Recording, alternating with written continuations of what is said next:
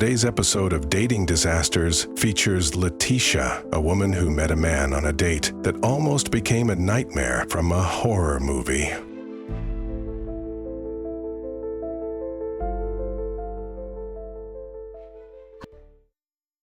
Hi, my name is Letitia. I am 38 years old. I'm from Denver, Colorado, and I'm going to tell you about my terrifying dating experience in hopes that it'll help you guys stay safe. It was about a year or so ago. I met this guy on a dating site. We talked for a couple weeks. He seemed nice and charming, and he seemed like a great guy.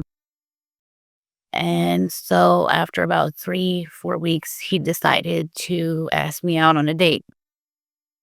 Well, there was this new hot little bar/restaurant downtown that we decided to go to.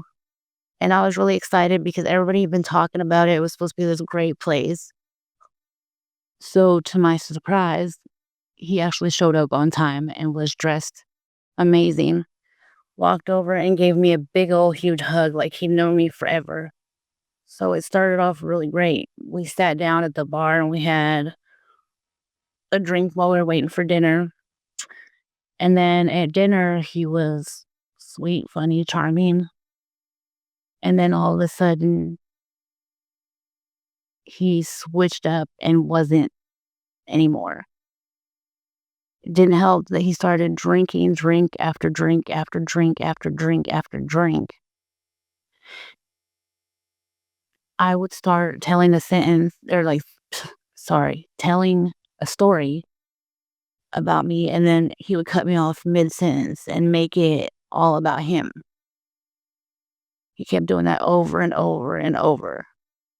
So I started getting annoyed, and I told him that I would be right back. I needed to go to the bathroom. I needed to get myself together. So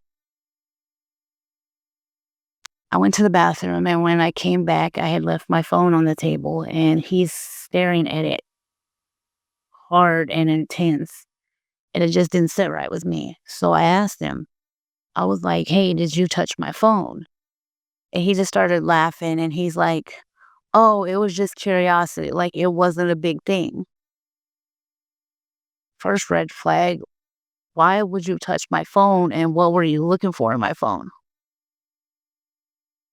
So I let it slide, and then the night went on. After dinner, he suggested that we go for a walk down by the river because it was a nice night. The moon was out, the stars was out. And against my better judgment, I said, sure, why not? Thinking to myself, maybe I was just being a little too judgmental, or maybe he was just overdoing it because nerves or whatever. And I figured, hey, why not? That's a nice path. No crimes have ever happened there. There's lots of street lamps and everything. So against my better judgment, again, I said, sure. So we're walking. And then almost instantly, he pulls out his phone and says, hey, you should let me track you in case you get lost. What? Hold the phone. Red flag number 2. First of all, why would I let you track me? And why would I be getting lost? Do you plan on doing something to me? So I just said no and smiled. And about that time, I suggested maybe we should turn around and go back. And he said, well, let's go through this alley. And I said, no, I don't think that's a good idea. And right about then, he grabbed my wrist really hard and just gave me this evil smile and was like, just trust me. And about that time, every bone in my body said run. So I yanked free and I ran as fast as I could without looking back. And as I'm running, I could hear this evil laugh and him just screaming my name. I didn't dare turn around and stop to look. I just kept running and running so fast that I didn't even realize I was close to the main street. I ended up bursting out running into the middle of the street. Almost got hit by a taxi. The guy leaned out the window yelling, hey, are you okay? And I said, "No," and he can see how frazzled I was. He said, "Jump in," and so I jumped in, and I said, "Go," and I gave him my address, and I always remember as I looked out out the rear view window, I could see him standing in the middle of the street, and he's just hollering my name, "I love you, I love you." And as we're driving to my house, I tell the taxi driver about what had just happened, and so he insisted on walking me to my door, make sure everything was all right. And I watched him leave and close my gate. Well, then I locked my door and jumped in the shower and got ready for bed for the next day. And then it dawned on me. He pinged my last location, so he has my address. So right away, I pick up the phone and I call the police to let them know what had happened. And they said there's nothing that they can do.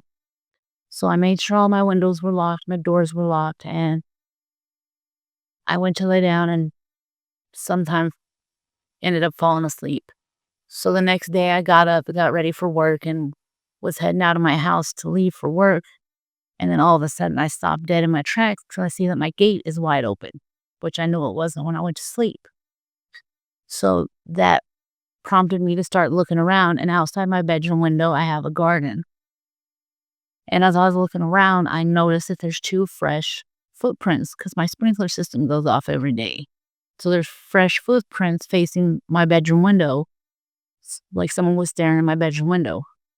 So automatically I ran inside, called off work, called the police, filed a police report, got a restraining order, and then I called the security system place and had them come install security cameras and everything. I have to say it took months of me checking the cameras every day and the cops patrolling the neighborhood before I even started feeling safe or even feel like I could even think about being safe.